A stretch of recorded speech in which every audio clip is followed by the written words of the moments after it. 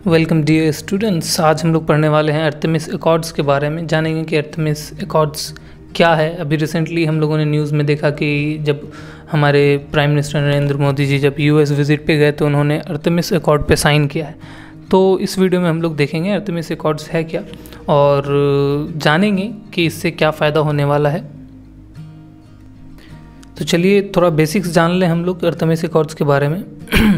तो ये जो आर्टेमिस एकॉर्ड है ये दिखाता है कि किस तरीके से हम लोग जो हैं एज ए वर्ल्ड देखिए तो हम लोग किस तरीके से तैयार हैं अपने स्पेस एक्सप्लोरेशन के नेक्स्ट चैप्टर के लिए। जैसे कि हम लोग देखे शुरू में और अभी तक सभी नेशंस अपना अपना खुद स्पेस एजेंसी क्रिएट कर चुके हैं और सभी नेशंस के पास मोस्टली जो डेवलप्ड हैं और जो ज़्यादा पावरफुल और ज़्यादा बड़े इकोनॉमी है उनके पास अपना अपना स्पेस एजेंसी है।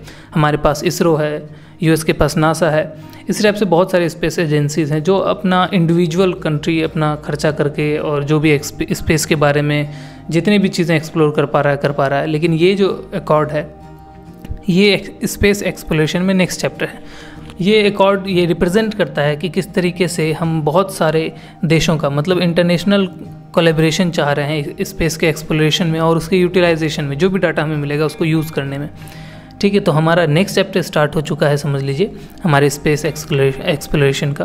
तो ये जो आर्टेमिस समझौता है ये एक एग्रीमेंट है जो कि एक समझ लीजिए कि ढांचा तैयार करता है एक्सप्लोरेशन के लिए। और जितने भी नेशन से जो इस एकॉर्ड को साइन करेंगे, इस समझौता पे हस्ताक्षर करेंगे, उन सब के बीच एक कोऑपरेशन होगा, कोऑर्डिनेशन होगा और ट्रांसपेरेंसी होगी सभी डाटा को लेकर के। स्पेशली लूनर मिशंस को लेकर के भी स्टार्ट किया गया है।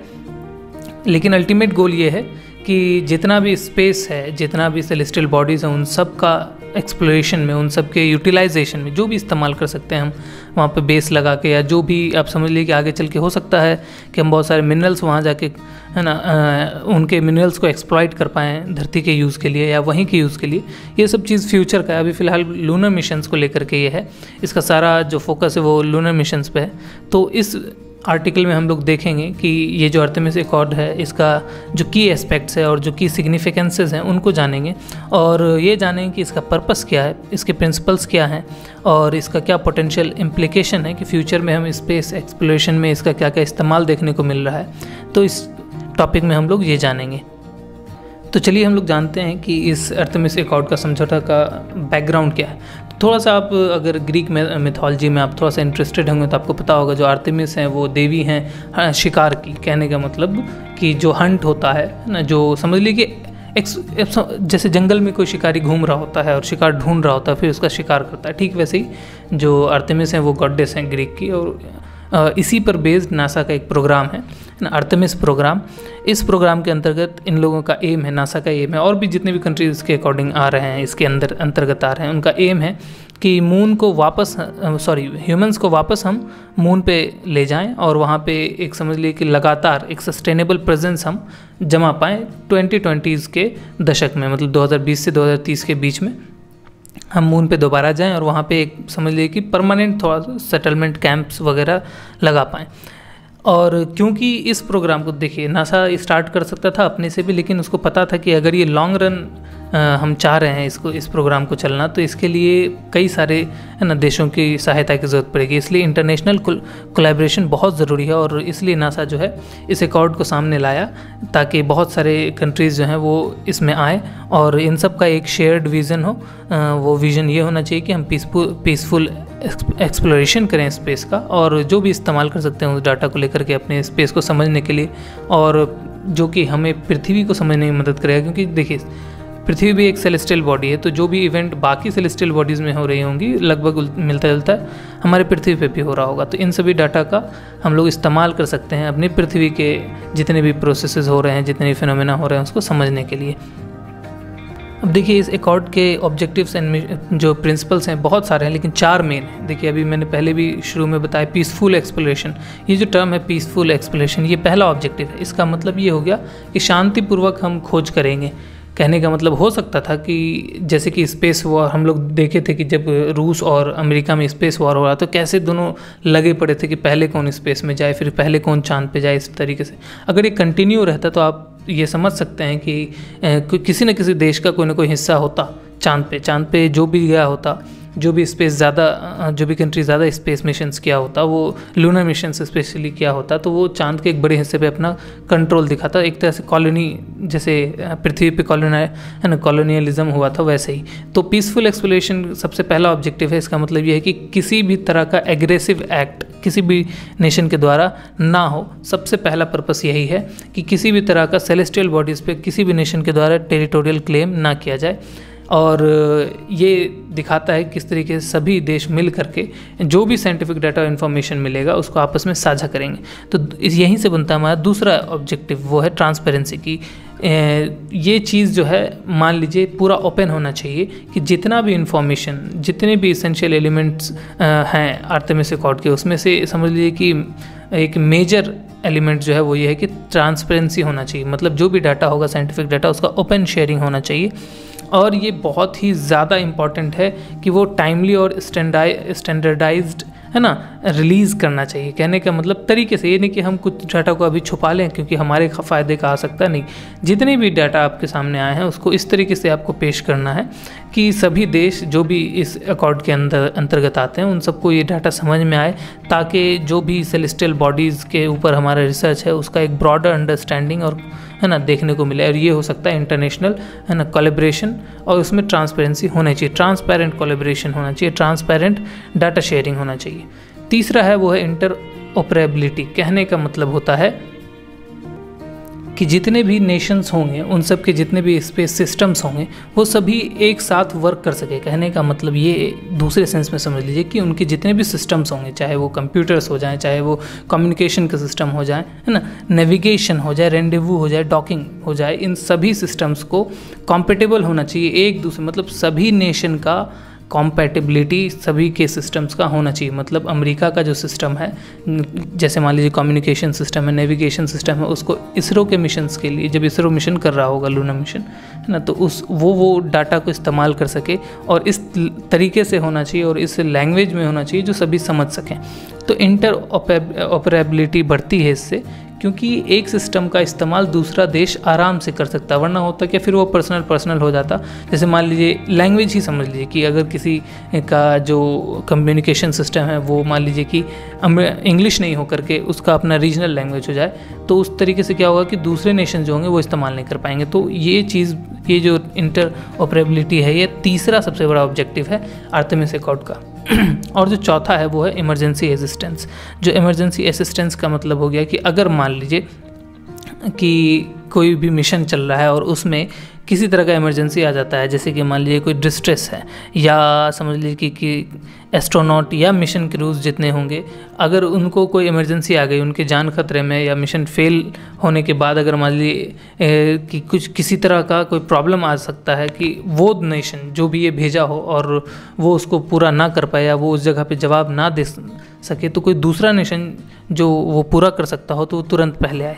जैसे कि समझ लीजिए स्पेस में अगर कुछ घटना घट जाती है या कोई डिस्ट्रेस हो जाता है, किसी तरह का फेलियर हो जाता है, सिस्टम फेलियर, तो दूसरे नेशन का अगर मान लीजिए कोई योगदान हो सकता है उस जगह पे, तो वो बढ़ चढ़ के योगदान करे। इसका बेसिक एग्जांपल मान लीजिए, अगर मान लीजिए कि इंडिया का अपना स्पेस स्टेशन हो, हालांकि है नहीं, लेकिन इमेजिन कीजिए अगर इंडिया का अपना स्पेस स्टेशन होगा स्पेस में, और मान लीजिए जापान जो है अपना क्या कहते हैं कि अपना एक मिशन कर रहा हो और अपना रॉकेट और जितने भी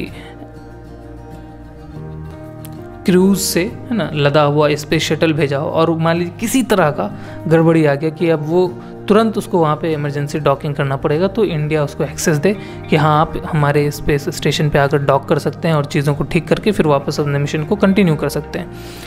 ठीक है, तो ये हो गया इमरजेंसी असिस्टेंस या डिस्ट्रेस के टाइम पे कोई भी नेशन जो भी आर्टेमिस अकॉर्ड के अंदर आएगा उसके लिए ये चीज़ है। तो ये 4 मेन ऑब्जेक्टिव्स और प्रिंसिपल्स हैं आर्टेमिस अकॉर्ड के। अब हम जानते हैं कि इस अकॉर्ड में कितने नेशंस हैं, कितने देश इसमें पार्टिसिपेट किए हैं। देखिए आर्टेमिस अकॉर्ड जो है वो एक ओपन एग्रीमेंट है। कहने का मतलब कोई भी देश आकर के जुड़ सकता हो, छोटा हो बड़ा उससे लेना देना नहीं, कोई भी देश आकर के जुड़ सकता है।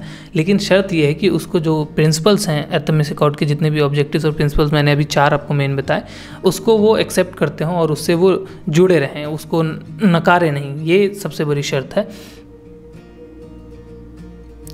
अभी जब हम लोग ये लेक्चर देख रहे हैं तो टोटल 27 कंट्रीज़ हैं जो इसके सिग्नेटरीज़ हैं, जो इसमें साइन कर चुके हैं और इसके हिस्से हैं। उसमें से जो 8 हैं वो 8 जो है वो उनके समझ लीजिए कि फाउंडिंग मेंबर्स हैं, जैसे कि यूएस हो गया, ऑस्ट्रेलिया हो गया, कनाडा हो गया, इटली हो गया, जापान हो गया, लग्जमबर्ग हो गया, यूनाइटेड अरब इमिराट्स हो गया और यूनाइटेड किंगडम हुआ। इसके अलावा और भी हैं, जैसे कि अगर मान लीजिए बाकी सिग्नेटरीज जो बाद में साइन किए हैं, जैसे कि यूक्रेन हुआ, साउथ कोरिया हुआ, न्यूजीलैंड हुआ, ब्राज़ील हुआ, पोलैंड हुआ, मैक्सिको हुआ, इज़राइल हुआ, रोमानिया हुआ, बहरीन है, सिंगापुर है, कोलंबिया है, फ्रांस है, सऊदी अरबिया है, रवांडा है, नाइजीरिया है, चेक रिपब्लिक है, स्पेन है और अभी अभी हमारा देश इंडिया और इक्वाडोर, ये दोनों ज्वाइन किया है, साइन किया है। यानी कि 3 साल, अभी देखिए 3 साल भी, 3 साल से थोड़ा कम, 2020 अक्टूबर 2020 में आर्टेमिस अकॉर्ड आया है और अभी जून चल रहा है 2023, तो टोटल 27 मेंबर्स हो गए। शुरू में 8 ही मेंबर्स थे। इन सभी मेंबर्स से ये एक्सपेक्ट किया जाता है कि वो उनका जो यूनिक एक्सपर्टीज़ है और जो रिसोर्सेज हैं और जो भी कैपेबिलिटी है उसको वो कंट्रीब्यूट करेंगे इस अकॉर्ड में, इस आर्टेमिस अकॉर्ड के अकॉर्डिंग, ताकि जो भी ऑब्जेक्टिव्स हैं, स्पेशली जो भी मिशंस हैं, एम्स हैं इस अकॉर्ड का, वो पूरा किया जा सके। जिस भी लेवल का हो, छोटा से छोटा हेल्प हो, बड़ा से बड़ा हेल्प हो, उसको उन्हें समझ लीजिए कि कंट्रीब्यूट करना है, ताकि वरना फ़ायदा क्या है अगर सभी देश साथ में आ रहे हैं, खर्चा शेयर करेंगे और मिलकर एक मिशन करेंगे और एक भी देश उसमें से समझ लीजिए कि काम चोरी कर जाता है, तो ये स्पेस मिशन है, कोई छोटा मोटा गेम नहीं कि चलिए कोई बात नहीं। स्पेस मिशन में हल्का सा भी एरर होता है, हल्का सा भी गड़बड़ होती है और सभी पैसा खर्चा ख़त्म, मतलब उसका कोई फ्री फ़ायदा ही नहीं हो पाता है। अब जानते हैं कि इतनी जो समझ ली तामझाम इतना सारा हो रहा है, इसका फ़ायदा क्या है, क्या बेनिफिट्स हैं जो आर्टेमिस अकॉर्ड देता है। सबसे पहला बेनिफिट है शेयर्ड रिसोर्सेज। अभी देखिए इसके ज़्यादा बेनिफिट्स अभी तो हम लोग सिर्फ और सिर्फ सोच सकते हैं, लेकिन जब हो रहा होगा तो और भी बहुत सारे बेनिफिट्स आएंगे। ठीक है, तो जो अभी हम लोगों ने सोचा उसमें से मेजर जो बेनिफिट्स है वो पढ़ लेते हैं। सबसे पहला है शेयर्ड रिसोर्सेज। देखिए शेयर्ड रिसोर्सेज कहने का मतलब हो गया कि इस अकॉर्ड के अंदर जितने भी नेशंस आएंगे वो अपने सभी साइंटिफिक डाटा को शेयर करेंगे, जितने भी रिसर्च फाइंडिंग्स होंगे उसको शेयर करेंगे, जिस भी तरह का टेक्नोलॉजिकल इनोवेशंस हुआ होगा वो आपस में शेयर करेंगे। और क्योंकि ये सारे रिसोर्सेज शेयर होंगे तो इससे क्या होगा कि जो भी स्पेस एक्सप्लोरेशन और स्पेस के यूटिलाइजेशन के जितने भी एरियाज़ हैं उनमें बहुत तेज़ी से प्रोग्रेस होगा ना, उनका प्रोग्रेस एक्सेलरेट करेगा। ठीक है, इसके अलावा दूसरा है कॉस्ट शेयरिंग। देखिए ये बहुत इंपॉर्टेंट है क्योंकि एक एक मिशंस बहुत महंगे होते हैं, छोटे छोटे देश उनको नहीं कर सकते। इवन इंडिया के लिए मिशंस भी बहुत कॉस्टली होता है और इंडिया का अभी ठीक है इकोनॉमी थोड़ा अच्छा है लेकिन बहुत ज़्यादा नहीं है। आपको पता होगा इंडिया की इकोनॉमी $3.7 ट्रिलियन के अप्रॉक्स है और वहीं पे आप देखिएगा जो यूनाइटेड स्टेट्स है वो 23 ट्रिलियन के अप्रॉक्स है, तो उससे थोड़ा ज़्यादा ही है। तो देखिए कितना गैप है। तो जो खर्चा यूएस कर सकता है स्पेस मिशन में वो इंडिया नहीं कर सकता, लेकिन हाँ कुछ मिशंस जो है वो यूएस के नासा के मिशंस समझ लीजिए कि उससे काफ़ी कॉस्टली होता है, तो वो नासा अकेले पूरा करेगा तो दिक्कत हो जाएगा। तो इस अकॉर्ड में ये है कि ये अपने जितने भी मेंबर नेशंस हैं उनको इनकरेज करता है ताकि वो अपने रिसोर्सेज को साथ ला सकें, फाइनेंशियल और टेक्निकल दोनों। ऐसा नहीं कि सिर्फ पैसा, टेक्निकल भी। अगर किसी के पास ऐसी टेक्नोलॉजी है जो इस मिशन में हेल्प कर सकती है तो वो उसे ज़रूर पूल करे, उसे ज़रूर सामने लाए और नेशंस में शेयरिंग हो उस टेक्नोलॉजी का, ताकि कॉमन जो भी ऑब्जेक्टिव्स हैं वो पूरा हो सके। अब इससे क्या होगा कि कॉस्ट तो जो स्पेस मिशन हैं उसके कॉस्ट तो बटेंगे ही पार्टिसिपेंट्स में, तो इससे और ज़्यादा समझ लिए कि जो प्रोजेक्ट्स हैं वो और तेज़ी से आगे की तरफ जाएगा और ज़्यादा प्रोजेक्ट्स हम लोग एक साल में कर पाएंगे ना। तो क्योंकि प्रोजेक्ट जो है वो फिजिबल हो जाएगा, फाइनेंशियली भी देखिए तो फिजिबल हो जाएगा और रिसोर्स में टेक्नोलॉजी भी देखिए तो अलग अलग देशों की टेक्नोलॉजी मिल जाएगी। तो जो भी मुश्किलें आ रही होंगी, जिस भी तरह का डेवलपमेंट या इनोवेशन चाह रहा होगा वो बहुत जल्दी हो पाएगा। ठीक, तीसरा है टेक्नोलॉजिकल एडवांसमेंट, जो अभी मैंने थोड़ा बहुत समझाया है उसी के तरह से समझ लीजिए कि जो अकॉर्ड है ना ये टेक्नोलॉजिकल एडवांसमेंट को बहुत सपोर्ट करता है। कौन कौन से फील्ड में, जैसे कि रोबोटिक्स में, कम्युनिकेशन में, प्रोपल्शन में और रिसोर्स एक्सट्रैक्शन में। अब देखिए ये जो एडवांसमेंट है, अब आप बोले कि रोबोटिक्स से क्या फ़ायदा, अभी तो कुछ उतना ज़्यादा फ़ायदा देखने को नहीं मिल रहा है, लेकिन जो स्पेशली आप सोचिए कि स्पेस मिशंस हैं, जो मिशन हो रहा है वहाँ पे हर बार ह्यूमंस को इन्वॉल्व करने की ज़रूरत नहीं पड़े, ऐसा कोशिश होता है। जैसे कि आप जानते हो क्यूरियोसिटी रोवर है, वो एक रोबोट है वो मार्स पे जाकर के फाइंडिंग कर रहा है, कोई इंसान नहीं गया हुआ है, बिना खाए पिए वहाँ पे फाइंडिंग कर रहा है, कोई ज़रूरत नहीं इसको। तो रोबोटिक्स किस तरीके से हेल्प कर सकता है स्पेस एक्सप्लोरेशन में, प्लस यहाँ भी जितने भी इंडस्ट्रीज़ हैं, ऐसा नहीं कि सिर्फ और सिर्फ स्पेस के लिए, अगर अर्थ पे भी जितने भी इंडस्ट्रीज़ हैं वहाँ भी ये रोबोटिक्स हो जाए, कम्युनिकेशन हो जाए। आपको पता ही कम्युनिकेशन में अभी हम लोग बहुत ज़्यादा एडवांस हो चुके हैं और एडवांसमेंट की तरफ जा रहे हैं। जो हमारे इलॉन मस्क हैं, आपको पता होगा इलॉन मस्क, वो स्टारलिंक प्रोग्राम किए हुए हैं ताकि डाटा शेयरिंग बहुत फास्ट हो जाए, है ना। तो सिर्फ और सिर्फ ऐसा नहीं कि स्पेस में जो भी एक्सप्लोरेशन होगा उसमें मदद होगा, बल्कि जो इंडस्ट्रीज़ अर्थ पे हैं उसमें भी बहुत ज़्यादा बूम देखने को मिला। तो रोबोटिक्स अभी बहुत बहुत ज़्यादा एडवांस होने वाला है।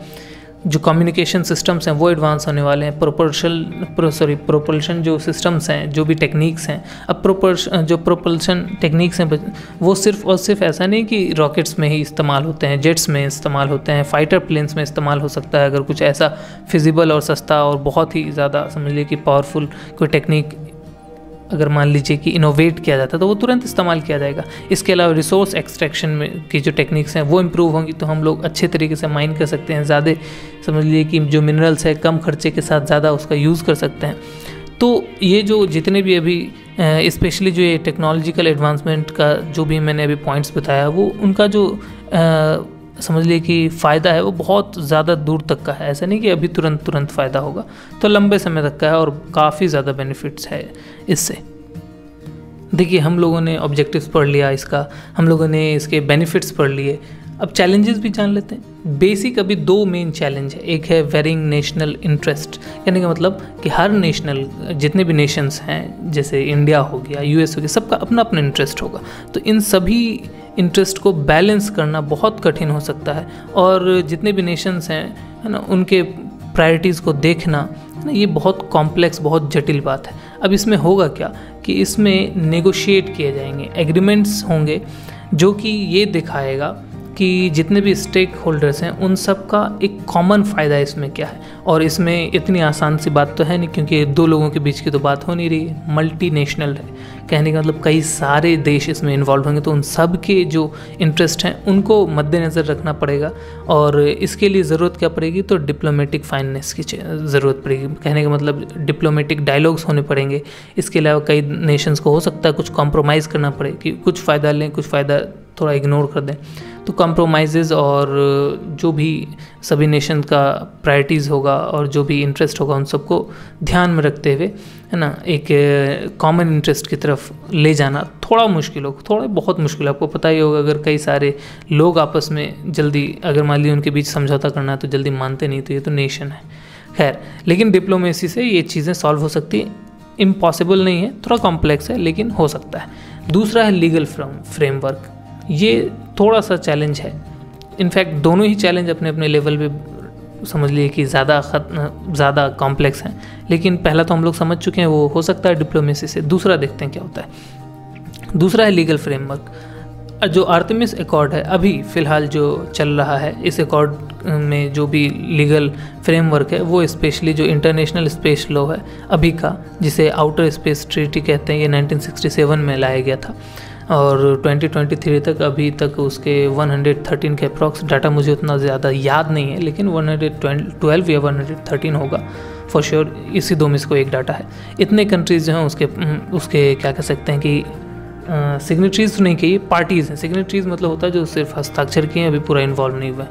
सिग्नेटरीज हैं, मानते हैं, ठीक है, लेकिन उनके ऊपर पूरा पाबंदी नहीं लगती। लेकिन 113 जो है, 113 या 112 जो भी हैं, वो इनके पार्टीज़ हैं। कहने का मतलब वो उन पे लागू होता ही होता है, वो इसके हिस्सा है, समझ लीजिए कि। तो ये जो आउटर स्पेस ट्रीटी है क्या, थोड़ा सा समझ लेते हैं साइड में, कि जब आपको पता होगा स्पुतनिक, सोवियत यूनियन ने सबसे पहले स्पुतनिक जो है वो 1957 में लॉन्च किया, सबसे पहला जो सैटेलाइट था, वहाँ से एक रेस स्टार्ट हो गया अमेरिका और जो सोवियत यूनियन, उस टाइम में, अभी तो रूस है, उस टाइम में सोवियत यूनियन हुआ करता था। इन दोनों के बीच क्या हुआ कि एक स्पेस रेस, स्पेशली जो आर्म्स रेस था वो स्टार्ट हो गया, और कई सारे मिसाइल्स हम लोग देखते हैं डेवलप हुए, जैसे ICBM जो इंटर कॉन्टिनेंटल बैलिस्टिक मिसाइल्स हैं। ये क्या होता है कि एक कॉन्टिनेंट से दूसरे कॉन्टिनेंट में जाके हमला कर सकते हैं। और ये हमला कहाँ से करते हैं, तो ऑब्वियसली ये ऊपर जाते हैं, स्पेस से होते हुए जाते हैं। और तो ये कहा गया बाद में यूएन के अंदर, ये जो ट्रीटी है वो साइन करवाया गया कि कोई भी देश आर्म्स के लिए, मिलिट्री ऑपरेशंस के लिए, स्पेशली जो मिसाइल्स वगैरह लॉन्चिंग वगैरह सब है, उसके लिए कोई भी स्पेस का इस्तेमाल ना करे। आउटर स्पेस को सिर्फ और सिर्फ रिसर्च के लिए इस्तेमाल किया जाए। ये ट्रीटी लाई गई और साइन हुआ, और तब से लोग जो है, जितने भी देश हैं, वो इस चीज़ की समझ लीजिए कि पालन करते हैं। लेकिन जैसे ही मल्टीनेशनल ये कॉपरेशन स्टार्ट होगा और जितने भी स्पेस एक्टिविटीज़ होंगे, जैसे ये एक्टिविटीज़ इवॉल्व होता जाएगा, बढ़ता चला जाएगा, तो वहाँ पे एक ज़रूरत तो ज़रूर होगी, ताकि मतलब एक नए लीगल सिस्टम को लाने की, एक लीगल फ्रेमवर्क्स को लाने की, ताकि जितने भी इमर्जिंग चैलेंजेस हैं, है ना, उनको एड्रेस किया जा सके। और जितने भी प्रिंसिपल्स हैं, जितने भी एग्रीड प्रिंसिपल्स हैं, है ना, उनको कंप्लाइंट बनाया जा सके। उनको मतलब समझ लीजिए कि फॉलो करने योग्य, सिंपल लैंग्वेज में कहें तो ये फॉलो करने योग्य बनाया जा सके। तो जैसे जैसे एडवांसमेंट आएगा, नए नए चैलेंजेस आएंगे, उन सब के लिए नया फ्रेमवर्क चाहिए। क्योंकि 1967 का फ्रेमवर्क है, उस टाइम में देख लीजिए टेक्नोलॉजी बहुत ज़्यादा डेवलप नहीं थी, अभी बहुत ज़्यादा और आगे और होगी। तो एक नया लीगल फ्रेमवर्क मतलब लाने की ज़रूरत पड़ेगी। ये एक मेजर चैलेंज है। ये दो जो चैलेंज मैंने अभी डिस्कस करा, ये वाकई में बहुत कॉम्प्लेक्स है और बहुत सारे देशों का इसमें इन्वॉल्वमेंट ज़रूरी होगा। जैसे आपको पता है आउटर स्पेस ट्रीटी के लिए आपको यूएन का इन्वॉल्वमेंट लगना पड़ा, वैसे ही चाहिए होगा। कोई एक देश लाए और बाकी देश कबूल कर लें, ऐसा नहीं होगा। अब देखते हैं, अभी जो भी बात हुई, प्रेजेंट की बात हुई, फ्यूचर में इसके क्या इम्प्लीकेशन है, फ्यूचर में हम लोगों को आर्टेमिस अकॉर्ड से क्या फ़ायदा होते दिखेगा। तो ये जो आर्टेमिस अकॉर्ड है, ये एक फाउंडेशन ले करता है, ताकि जो इंटरनेशनल कोलैबोरेशन है वो सस्टेन कर सके। कहने का मतलब एक लंबे समय तक इंटरनेशनल कोलैबोरेशन हो स्पेस एक्सप्लोरेशन के, है ना, फील्ड में। अब ये जो आर्टेमिस अकॉर्ड है, ये समझ लीजिए कि स्टैंडर्ड तय करता है ट्रांसपेरेंसी का, कोऑपरेशन का, ऑपरेबिलिटी का। ये दिखाता है कि कैसे कई सारे देश जो हैं वो एक इंक्लूसिव और कोऑपरेटिव अप्रोच लगाते हैं स्पेस एक्टिविटीज़ के लिए। जितने भी नेशंस हैं वो सब मिल के एक साथ कदम बढ़ाते हैं, ताकि स्पेस एक्सप्लोरेशन में एक कदम वो आगे जा पाएँ। जैसे अभी तो फ़िलहाल लूनर मिशंस को ध्यान में रखा गया है। तो जैसे ही लूनर मिशन जो है प्रोग्रेस करेगा, तो जो अकॉर्ड के प्रिंसिपल हैं और जो मैकेनिज़्म हैं, वो एक मॉडल बन सकते हैं फ्यूचर के एग्रीमेंट्स के लिए। जैसे अभी हम लोगों ने देखा ना कि जो आउटर स्पेस ट्रीटी था, वो अभी आर्टेमिस अकॉर्ड के लिए समझ लीजिए कि एक मॉडल है, कि उसी हिसाब से फिर डेवलपमेंट होगा, जो भी लीगल फ्रेमवर्क्स होंगे। वैसे ही ये जो आर्टेमिस अकॉर्ड है, अभी लूनर मिशंस के हिसाब से देखा गया है। तो लूनर मिशंस जैसे ही प्रोग्रेस करेंगे और आगे जो भी मिशंस आएंगे, जैसे कि अलग अलग सेलेस्टियल बॉडीज़, जैसे कि मार्स हो गया, मार्स के बाद और भी कोई हमें लगेगा कि वहाँ डेवलपमेंट करना है, वहाँ पे हम लोगों को एक्सप्लोर करना है। तो ये जितने मिशंस होंगे, इसके लिए समझ लीजिए कि एक ग्राउंड हमें मिला रहेगा, एक समझ लीजिए कि मॉडल हमें मिला रहेगा, जो भी अकॉर्ड का प्रिंसिपल और मैकेनिज़म्स होगा। तो फ्यूचर के एग्रीमेंट्स आर्टेमिस अकॉर्ड के ऊपर डिपेंड करते हैं। ये समझ लीजिए कि फ्यूचर में आर्टेमिस अकॉर्ड का एक असर देखने को इस तरीके का मिलेगा। तो चलिए हम लोग आज के लेक्चर को कंक्लूड करते हैं। तो कंक्लूजन में यही बात है कि जो आर्टेमिस अकॉर्ड है वो एक बहुत बड़ा माइलस्टोन है स्पेस एक्सप्लोरेशन के हिस्ट्री में, बहुत बड़ा माइलस्टोन है। और ये माइलस्टोन जो है वो हाईलाइट करता है कि कैसे कई सारे देश जो हैं कलेक्टिव कमिटमेंट कर रहे हैं इंटरनेशनल कोऑपरेशन करने के लिए, ट्रांसपेरेंसी मतलब ओपन डाटा शेयरिंग के लिए और पीसफुल एक्सप्लोरेशन के लिए, कि कोई भी वहाँ पे एग्रेसिव एक्ट नहीं करेगा, कोई भी अपना जो रीजन है उसको कह लीजिए कि कॉलोनी नहीं बनाएगा, अपना नहीं कहेगा, क्योंकि वो स्पेस है, स्पेस सब के लिए है। तो ये दिखा रहा है कैसे सारे नेशन आकर के इस बात के लिए एग्रीमेंट कर रहे हैं। और इससे क्या होगा कि जो लूनर एक्सप्लोरेशन है उसमें काफ़ी मदद होगी। लूनर एक्सप्लोरेशन के बाद भी हमने कहा, जैसे मार्स का एक्सप्लोरेशन अभी आएगा, एक्सप्लेनेशन बोल दिया था। तो लूनर का एक्सप्लोरेशन के बाद मार्स, या साथ में मार्स का एक्सप्लोरेशन आ जाए आज से 10-15 साल के बाद, कौन देखने गया। जैसे अगर मान लीजिए आर्टेमिस अकॉर्ड बहुत सफल रहा, तो ये ज़रूर लूनर मिशन के पैरेलल में ही मार्स का मिशन भी आ जाए। तो इससे हम लोगों को देखने को मिल रहा है कि कितने, है ना, जैसे कि ये मिशन आगे बढ़ता जाएगा, कई सारे देश, अभी तो 23 ही हैं, आगे और भी देश आकर के जुड़ सकते हैं और अपने रिसोर्सेज को, है ना, एक साथ कर सकते हैं, अपने रिसोर्सेज को पूल कर सकते हैं। तो इससे होगा क्या, ह्यूमैनिटी है, मानवता जो है वो जो स्पेस का इतना बड़ा सा राज है, इतना ज़्यादा पोटेंशियल है ह्यूमन लाइफ को फॉस्टर करने का, है ना, उसकी तरफ समझ लीजिए कि कई कई नए राज अनलॉक करेगा, उसकी तरफ बढ़ रहा है। हमारा जो अंडरस्टैंडिंग है यूनिवर्स का वो ज़्यादा एक्सपैंड करेगा और जो सस्टेनेबल स्पेस एक्सप्लोरेशन और यूटिलाइजेशन है उसका एक ग्राउंड वर्क तैयार कर रहा है। तो आर्टेमिस अकॉर्ड स्पेस एक्सप्लोरेशन के ऊपर पूरा बेस्ड है और अभी इंडिया ने साइन किया है। तो इंडिया को कई सारे ओपन डाटा शेयरिंग है, तो इसरो को इस चीज़ में काफ़ी नॉलेज मिलेगा। इसके अलावा जो हमारे साइंटिस्ट हैं वो ऑब्वियसली नासा हमसे ज़्यादा, आपको पता है, आगे है सभी चीज़ों में, एक्सपीरियंस में, टेक्नोलॉजी में, सब चीज़ में। तो इंडिया आर्टेमिस अकॉर्ड पे साइन कर चुका है। तो नासा और यूएसए और बाकी जो नेशंस हैं, 23 नेशंस, उनकी जिन के पास स्पेस एजेंसीज़ हैं, सैटेलाइट्स हैं, उन सब की डाटा शेयरिंग होगी और अर्थ के बाहर जितने भी सेलेस्टियल बॉडीज़ हैं, जितने भी स्पेस का नॉलेज है, वो सारी चीज़ें शेयर होंगी। और जो टेक्नोलॉजी हैं जो स्पेस एक्सप्लोरेशन में मदद करे, साथ में जो अर्थ पे जितने भी टेक्नोलॉजी हैं उनके एडवांसमेंट, इन सब में समझ लीजिए कि एक साथ कदम बढ़ाएगा तो इंडिया भी सबके साथ साथ आगे बढ़ेगा। आई होप आपको ये टॉपिक समझ में आया हो। हम लोग मिलेंगे नेक्स्ट टॉपिक में। चलिए, आई होप समझ जाएं सबका सब और याद रखें। और हाँ, अगर कोई टॉपिक आपको समझना हो आप ज़रूर कमेंट किया कीजिए, मुझे अच्छा लगेगा। और अगर कोई सजेशन देना हो या कहीं पे कोई एरर आपको दिख रहा हो तो आप ज़रूर पॉइंट आउट करें टाइम टैग के साथ, क्या किस टाइम पे क्या एरर आया है, ताकि मैं उसको सुधार सकूं। और बस इतना ही। चलिए, तो बस इस वीडियो में इतना ही ज्ञान दे पाऊँगा। ज़्यादा ज्ञान पाने के लिए आप इस चैनल को सब्सक्राइब कीजिए, वीडियो पसंद आया तो लाइक कीजिए और अपने नालायक दोस्तों को ज़रूर शेयर कीजिए। मिलते हैं अगली वीडियो में, तब तक के लिए धन्यवाद।